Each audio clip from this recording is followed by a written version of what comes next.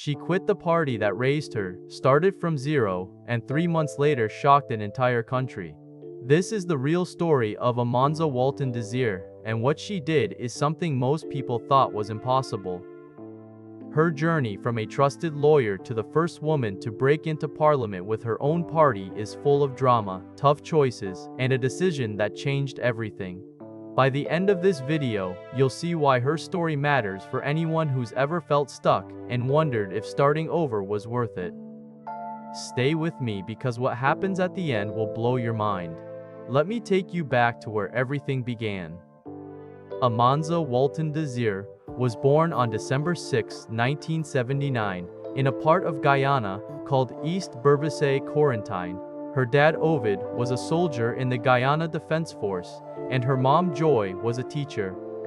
Both parents worked with a big political party called the PNCR. This is really important because Amanza didn't learn about politics from books or TV. She learned it at home. Politics was part of her everyday life, just like dinner and homework. Growing up in that home meant Amanza saw her parents work hard for their country. She watched them go to meetings, help people in their community, and fight for what they believed was right. She saw them miss family time because they had political work to do. This taught her early that leadership means sacrifice. It showed her that being involved in your country's future is important. Her parents both died, but everything they believed in stayed alive through their daughter. Amanza didn't just watch and learn. She went to school, studied hard, and became a lawyer. That's a big deal. Becoming a lawyer takes years of study, tough exams, and a lot of hard work. But she didn't stop there. She spent over 20 years working in government jobs. Think about that. 20 years of showing up every day, learning how things work, building trust, and proving she could do the job. She wasn't someone who just jumped into politics for fame. She earned her place slowly and carefully. She had some really important jobs during those 20 years. From 2005 to 2010, she worked as special assistant to the Prime Minister. That means she was in the room when big decisions were made. She saw how the country was run from the inside. She gave advice to one of the most powerful people in Guyana. From 2013 to 2020, she was General Counsel at the Guyana Civil Aviation Authority. That's a fancy way of saying she was the top lawyer for the government agency that handles airplanes and airports. These jobs taught her how government really works, not just what people see on the news. By 2020, Amanza had built a strong career. People respected her. She knew how government worked. She had connections and experience. When she joined parliament in 2020 with the PNCR, the same party her parents supported, it made perfect sense. She wasn't new to politics. She had paid her dues. The PNCR made her Shadow Minister of Foreign Affairs. That means she watched what the government did with other countries and criticized their mistakes. This gave her a platform to speak on big issues and made her a recognizable face in politics. Everything looked good for her future. She was moving up, getting noticed, building her name. But something was happening that most people couldn't see. Sometimes when you're inside a system, you start seeing things that bother you. You see how decisions really get made. You see who has real power and who's just pretending. You realize your voice might not matter as much as you thought. In 2024, the PNCR had a race to choose their new leader. This was huge because the leader controls the whole party. They decide what the party stands for and where it goes. Amanza decided to run for leader. That took guts. She was saying she could lead the party and had the skills to do it. She was putting herself out there for everyone to judge. But something went wrong. Amanza pulled out of the race, and her reason tells you everything. She said there were problems with how the voting was being done. In simple words, she saw that the race wasn't fair. Maybe some people were cheating. Maybe the rules were being bent to help certain candidates. When someone quits a race because of unfairness, they're not just giving up. They're saying the whole thing is rigged and they won't pretend it's okay. Imagine how that felt. You've worked for years with this party. Your parents believed in this party. You've proven yourself over and over. You decide to run for leader, and then you find out the game is fixed. You realize that no matter how good you are, someone already decided who should win. That's not just sad, that's crushing. That's the kind of moment that makes you question everything you believed in. For about a year, Amanza stayed with the PNCR after that failed race. She kept doing her job in parliament, but staying in a place after you've lost faith in it is really hard. Every meeting feels fake. Every decision from party leaders makes you angry. You wonder if anything you do matters, or if you're just there to fill a seat. The excitement you once felt turns into frustration and disappointment. Then came June 2025, and Amanza did something that shocked everyone. She quit the PNCR. But she didn't just quietly leave with a nice goodbye letter. She told everyone exactly why.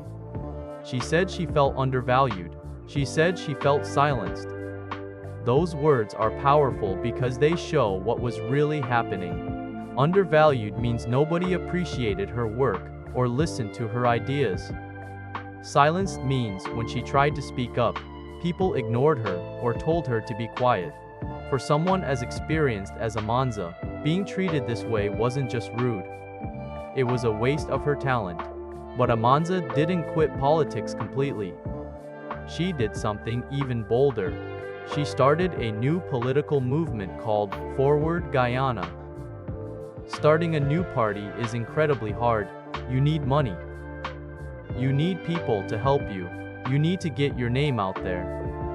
You're fighting against parties that have been around for decades with lots of money and loyal voters. Most new parties fail. They get a few votes and disappear. Everyone watching wondered if Amanza was making a huge mistake. But she wasn't alone. Forward Guyana was actually 3 groups working together. There was her group, Forward Guyana, another group called the People's Movement, and a third group called the Vigilant Political Action Committee. 3 groups joined forces and combined their people and resources. Amanza led this team with 2 other leaders named Nigel Nyambe London and Dorwayne Bess. This was smart because each group brought something useful to the table. They picked a wheel as their symbol, which actually means a lot.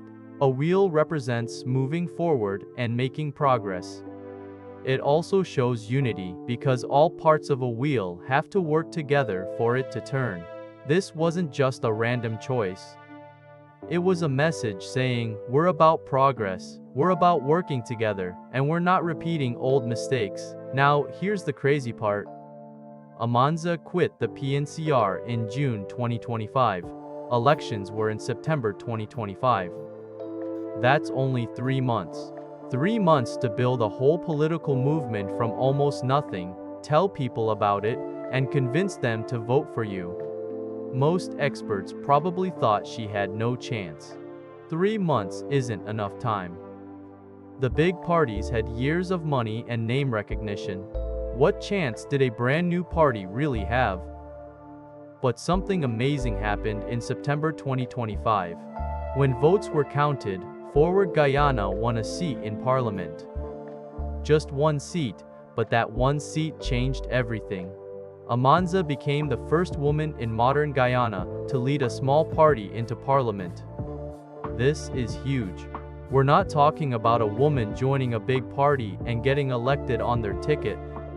We're talking about a woman who left a major party, started her own thing from scratch, and in just 3 months got enough people to vote for her to win a seat. That almost never happens. Think about what this means. It proved her decision to leave was right. It showed she wasn't crazy to walk away from safety.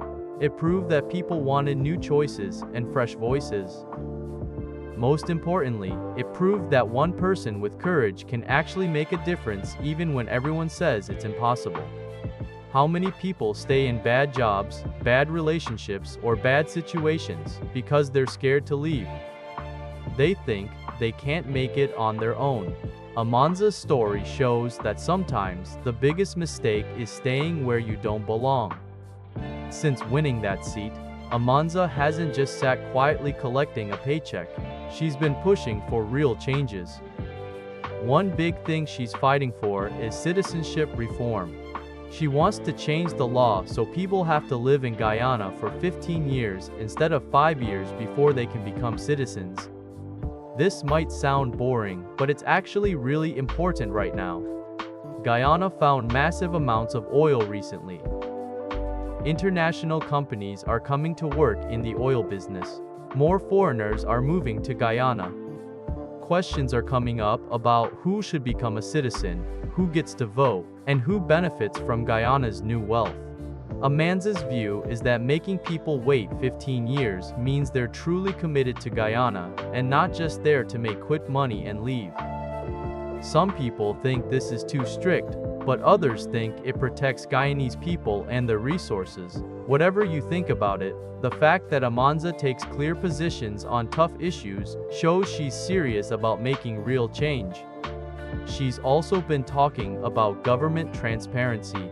With oil money coming in, people want to know how it's being spent and who's benefiting. Amanza has been calling for the government to be more open about their plans and their spending. Many countries that find natural resources end up worse off because of corruption and bad planning. Amanza is trying to make sure Guyana doesn't make those mistakes. Now let's talk about her personal life, because you asked about her husband and children. Here's the interesting thing. Even though she's a public figure and a member of parliament, almost nothing is known about her personal life. There's no public information about whether she's married, who her husband is, or if she has kids. This could mean a few things. Maybe she keeps her family private to protect them from media attention and political pressure. Maybe she's not married or doesn't have children. Or maybe she just believes her personal life isn't anyone's business, and she wants to be judged on her work, not her family. This privacy is actually kind of refreshing. Too many politicians constantly show off their families, using their spouses and kids to make themselves look good. The fact that Amanza keeps this stuff private suggests she wants people to focus on her ideas and leadership, not her personal relationships. It also shows discipline. In a world where everyone shares everything online, choosing privacy takes strength.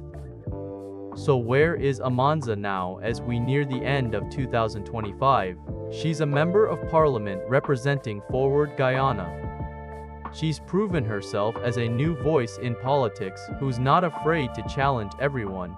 She showed that new parties can win even when the odds seem impossible. She proved that women can lead by building new things, not just joining old ones. And she set up Forward Guyana to possibly grow bigger in future elections. Her future is really interesting to think about. She could grow Forward Guyana from one seat to many seats and become a real force in politics. She could use her position to keep fighting for issues that matter and build a bigger following. She might even end up in power-sharing talks if future elections are close and small parties become important. Or she might face what many small parties face, where the excitement fades and keeping going becomes hard without big party resources. But Amanza's story isn't just about politics. It's about something we all deal with. It's about reaching a point where you can't take it anymore, making a scary choice, and finding out what you're really capable of when you stop accepting things that make you small. How many people watching this feel undervalued at work? How many are in situations where their voice doesn't count? How many are pretending everything's fine when it's not? Amanza's story asks a tough question. What would happen if you actually left? What if you stopped waiting for things to get better and bet on yourself instead? The scary and beautiful thing about what Amanza did is she had no guarantees. When she quit the PNCR, she didn't know she'd win.